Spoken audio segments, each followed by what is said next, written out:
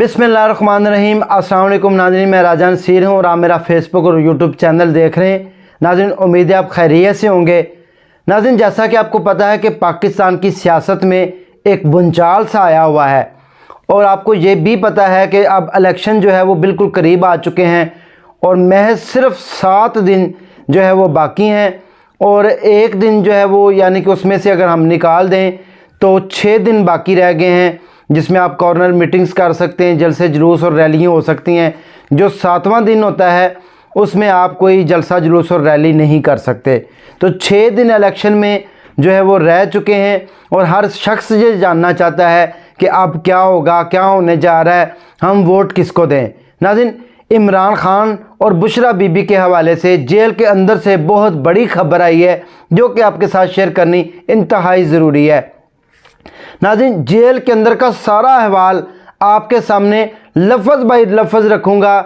लफ्ज़ बाई लफ्ज़ क्या अंदर हुआ, जेल के अंदर क्या मुकालमा हुआ, क्या जज ने फ़ैसला सुनाया, क्या खान साहब का रिएक्शन आया, बुशरा बीबी ने अपनी गिरफ़्तारी जो है वो कैसे दी, आज की हम इस वीडियो में ये ज़िक्र करेंगे क्योंकि आप सब ये जानना चाहते हैं कि क्या हो रहा है। नाज़रीन, खान साहब को कितना जुर्माना हुआ, खान साहब को सज़ाए मौत होगी, फांसी, या खान साहब को 24 साल कैद हुई है, या बुशरा बीबी को कितनी कैद हुई है, ये सारी बातें हम डिस्कस कर लेते हैं। उससे पहले मेरी आपसे गुजारिश है कि अगर आप मेरे चैनल के ऊपर नए हैं और चैनल को अभी तक आपने सब्सक्राइब नहीं किया तो चैनल को सब्सक्राइब कर लें, बेल आइकन को भी प्रेस कर लें ताकि आपको हर तरह की खबर जो है वो सबसे पहले उसका नोटिफिकेशन मिले और आप बाखबर हो जाएं।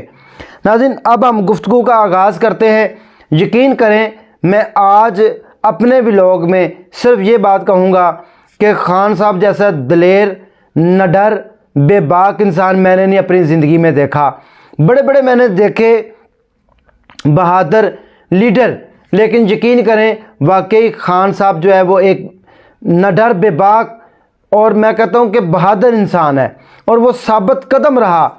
जज जनाब अपना फ़ैसला सुना रहा है और वो अपना नाश्ता कर रहे हैं, वो आए हैं, उनके साथ क्या गुफ्तगू हुई। नाज़रीन, मैं आपको यहाँ पर यह भी बताता चलूँ कि इससे पहले मैंने कल की व्लॉग में ये बताया था कि खान साहब को और शाह महमूद कुरैशी 10 साल कैद बामुशक्कत उनको हो चुकी है साइफर के जो है वो केस में। आज ये जो फ़ैसला आया है ये आया है तोशा खाना केस।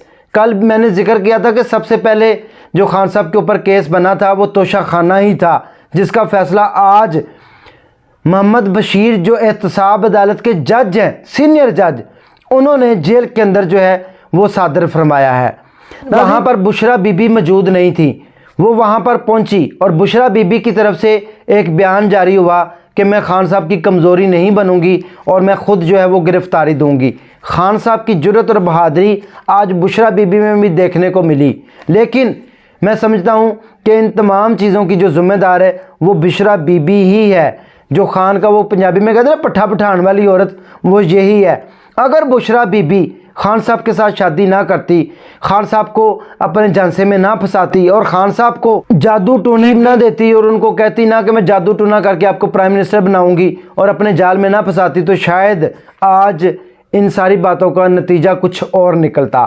तो बुशरा बीबी ने अपनी गिरफ़्तारी पेश की, वो वहाँ पर पहुँची और उन्होंने ये कहा। उसके बाद जज मोहम्मद बशीर साहब सुबह अडयाला जेल में पहुँचते हैं और वहाँ पर जो है अदालत जिसकी बाकायदा समाअत रेगुलर हो रही है, जैसा कि कुछ फ़ैसला आपने कल भी सुना। शाह महमूद कुरैशी साहब, खान साहब को 10 साल कैद बामुशक्कत हुई। नाज़रीन, मैं आपको आज ये भी बताऊंगा कि कैद बामुशक्कत क्या होता है। कुछ लोग, हमारी माओं बहनों और बेटियों के ज़हन में कुछ ये सवालात घूम रहे हैं कि कैद बामुशक्कत क्या होती है। नाज़रीन, कैद बामुशक्कत ये होती है, एक तो आपने कैद काटनी है जेल के अंदर जितनी आपको सज़ा मिली है, यानी कि 10 साल अगर आपको मिली है तो आपने 5 साल काटनी है, दिन और रात उसके काउंट होते हैं। दूसरे नंबर के ऊपर नाज़रीन मैं ये बताता चलूँ कि बामुशक्कत कैद उसको कहते हैं कि जिस पर बंदे को एज ए मशक्क़ती काम करवाया जाता है।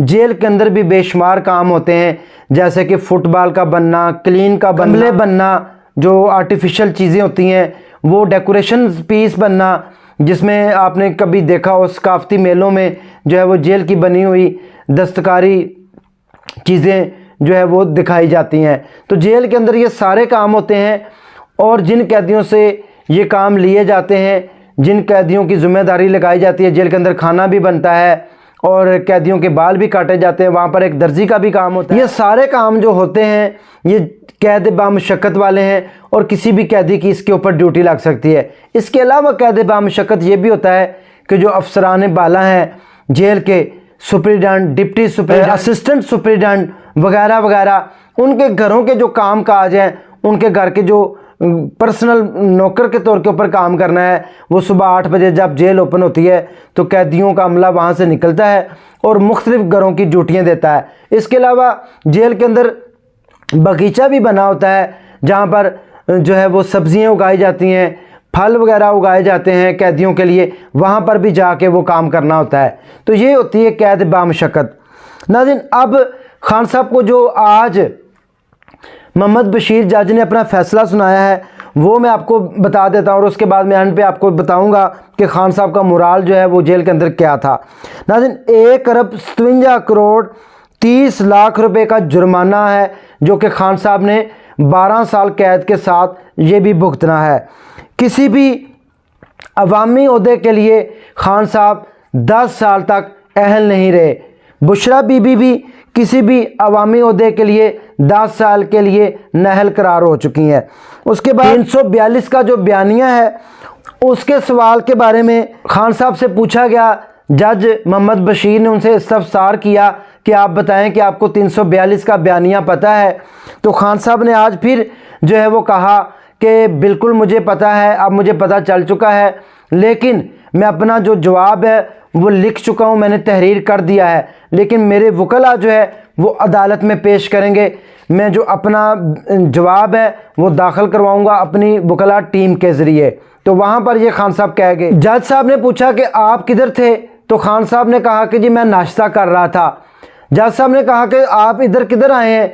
तो खान साहब ने कहा जी मुझे हाज़िरी के लिए लेकर आया गया है। जज साहब ने कहा कि आप अदालत में पेश नहीं हुए। तो खान साहब ने कहा कि जी मैं अदालत में इसलिए पेश नहीं हुआ कि मेरी वकला की टीम अभी तक नहीं पहुंची।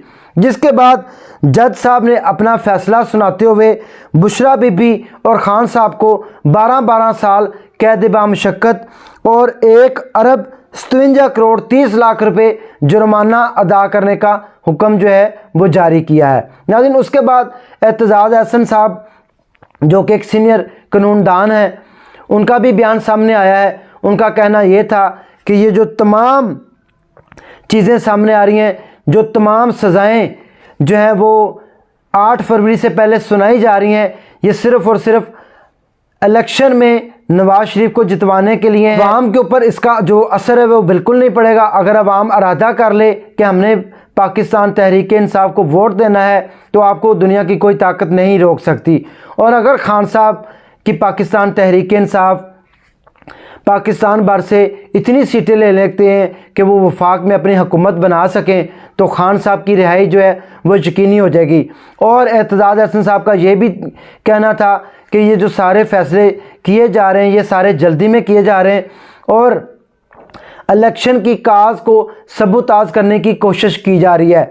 लेकिन ये सारे फ़ैसले हम इनको चैलेंज करेंगे। हम इनको हाई कोर्ट में भी पहले चैलेंज करेंगे, उसके बाद सुप्रीम कोर्ट में भी चैलेंज करेंगे और इन फैसलों को हवा में उड़ा दिया जाएगा। और इंशाल्लाह आप देखेंगे कि खान साहब जो है बहुत जल्द वो इन तमाम फैसलों से सुरखरू होंगे और वो बाहर अवाम में होंगे। ये एतजाज़ हसन का कहना था। नाज़रीन, आज सुबह बड़े बड़े जो है वो फैसले हुए हैं खान साहब के ख़िलाफ़, लेकिन खान साहब के चेहरे के ऊपर एक खूबसूरत मुस्कुराहट, खान साहब की जो एक अंदर की जो तस्वीर है वो मैंने आपके साथ शेयर किया, आपने थंबनेल पे भी देखी होगी।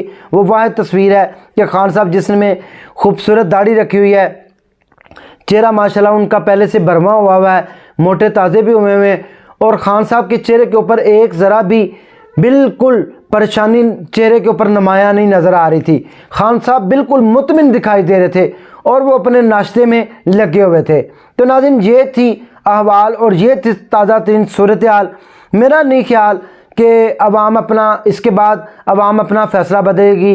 अवाम ने जो अपना फ़ैसला कर लिया है कि हमने किसको जिताना है, क्योंकि अवाम को पता है 8 फरवरी को होने वाले इलेक्शन जो है अगले 5 साल तक उनकी ज़िंदगी के ऊपर असरात जो है वो मरतब होंगे वाजिया।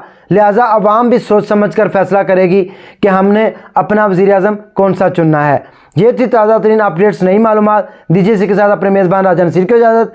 दुआओं में याद रखिए, नेक्स्ट समय दोबारा मिलेंगे। अल्लाह हाफिज़।